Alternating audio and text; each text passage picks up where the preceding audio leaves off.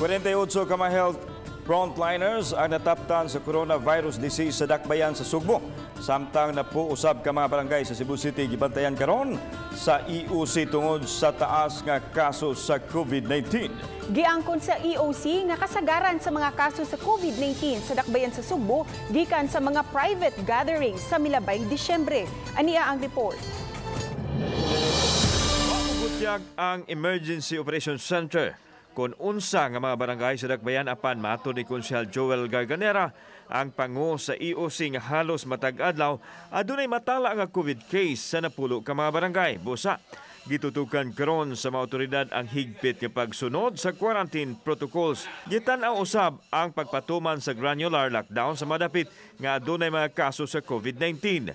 Namatikdan nga luag na kaayo ang mga tawo kinsa kumpiyansa sa dili pagsulob sa mga proteksyon. Nag-meeting ko sa top 10 barangays nga daghan og COVID.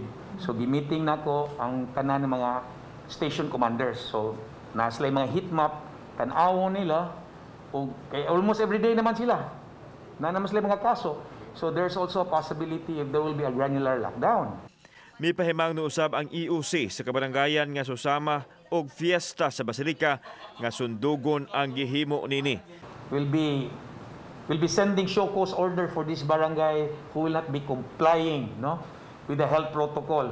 Samtang gibutyag ni Konsehal Joel Garganera nga gikan sa nagkalain-laing institusyon o ospital ang 48 ka mga health frontliners nga nagpositibo sa virus. Naglakip kini sa mga doktor, nurses ug uban mga anaa sa health services.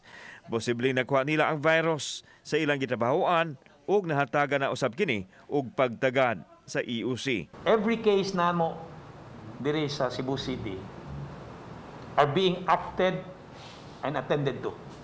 So the following day, all of them are being extracted, isolated, the house are being locked down, contact trace, and they are being swabbed.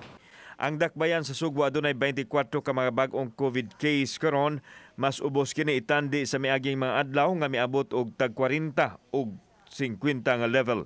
Aduna na 370 ka mga active cases ang dakbayan sa Sugbo. Hinoon, aduna pay igong pasilidad o galing mosaka og balik ang COVID cases sa Cebu City. Kauban si Marlon Milgaso, ako si Alan Domingo. Balitang Bisdak.